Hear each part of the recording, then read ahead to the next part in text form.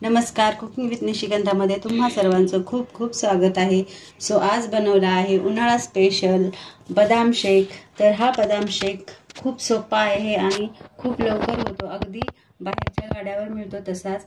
तर हा शेक कसा बनवायचा आहे आणि ह्यासाठी आपल्याला काय काय साहित्य लागणार आहे, तर चला पाहूया आणि व्हिडिओला सुरुवात करूया। तर बदामचं दूध बनवण्यासाठी आपण घेतला आहे एक बाउल, एक अर्धी वाटी बाउल हे बदाम भिजवून घेतलेले आहेत।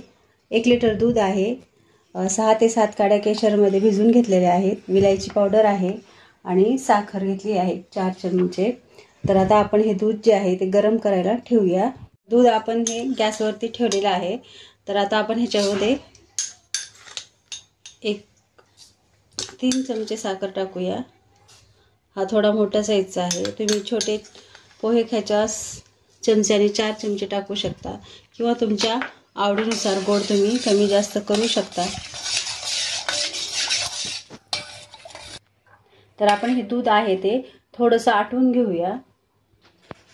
तर आपण जे बदाम भिजवून घेतले होते ते आता मिक्सरच्या भांड्यातून आपण ह्याची थोडीशी जाडसर पेस्ट करून घेऊया। त्याच्यामध्ये थोडंसं आपण दूध टाकून घेऊया। तर हे पहा, आपण त्याची या पद्धतीने पेस्ट केली आहे। फार बारीक करायचं नाही, याला थोडीशी जाडसरच ठेवायची आहे। खूप छान हे बदाम शेक तयार होतो। तर तुम्ही नक्की ट्राय करून पहा आणि चॅनलवरती नवीन असाल तर चॅनलला सबस्क्राईब करा, व्हिडिओ आवडला तर व्हिडिओला लाईक करा।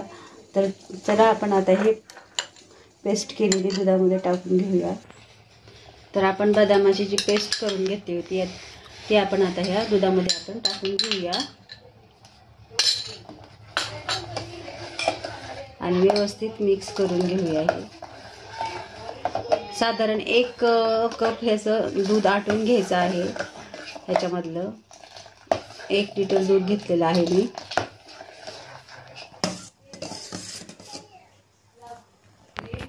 तर आपण आता केसर टाकून घेऊया ह्याच्यामध्ये। केसर टाकल्यामुळे आपल्या बदाम शेकला कलरही छान येतो, तुम्ही पाहू शकता हा किती छान कलर आलेला आहे आणि चवही छान लागते। तर ह्याच्यामध्ये आपण थोडेसे मी बदाम कट केलेले टाकत आहे। भिजवलेलेच मी थोडे साईडला काढून ठेवलेले होते आणि थोडेसे असे कच्चेही टाकलेले आहेत। शेवटी आपण विलायची पावडर टाकून घेऊया आणि 2 चमचे मी मिल्क पावडर घेतलेला आहे। मिल्क पावडर टाकल्यामुळे आपल्या बदाम शेकला एक छान चव येते। तुम्ही ह्याच्यामध्ये कस्टर्डची पावडरही टाकू शकता, कारण कस्टर्ड पावडर किंवा मिल्क पावडर टाकल्यामुळे आपल्या बदाम शेकला एक छानशी चव येते। या दोन्हीपैकी तुमच्याकडे काही नसेल तर तुम्ही दुधाचं प्रमाण आटवण्याचं थोडं जास्त ठेवा। थोडंसं दूध आटवल्यामुळे आपल्या बदाम शेकला छान अशी चव येते। तर आपण हे दूध जे आहे आणखीन एक 5 मिनिट थोडंसं थिकनेस तुम्हाला तुमच्या आवडीनुसार तुम्ही ठेवू शकता। तुम्हाला किती प्रमाणात पातळ हवं आहे आणि किती प्रमाणात घट्ट हवं आहे। तर आणखीन आपण एक 5 मिनिट ह्याला आणखीन उकळून घेऊया। तर आपलं हे दूध पाहू शकता बऱ्याच प्रमाणात हे आटलेलं आहे। याची थिकनेस अशी ठेवली आहे मी। तर आपण हे दूध पूर्णपणे थंड करून घेऊया आणि फ्रीजमध्ये ठेवूया। तर तुम्हाला जर थोडंसं कोमट प्यावंसं वाटतं तर तुम्ही तसंही पिऊ शकता किंवा थंड। आता सध्या बदाम शेक सहसा थंडच करून प्यायचं असतं। तर आपण हे आता थोडंसं रूम टेम्परेचरला आलं की हे फ्रीजमध्ये आपण ठेवून आपण हे थंड करून घेऊया। तर आपण हे दूध थंड करून घेतलेलं आहे। तर आपण आता ह्याच्यावर थोडेसे बदामाचे काप टाकून घेऊया।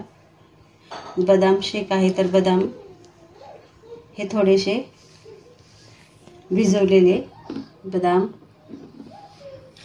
तुम्ही आवडीनुसार पिस्तेही टाकू शकता ह्याच्यात।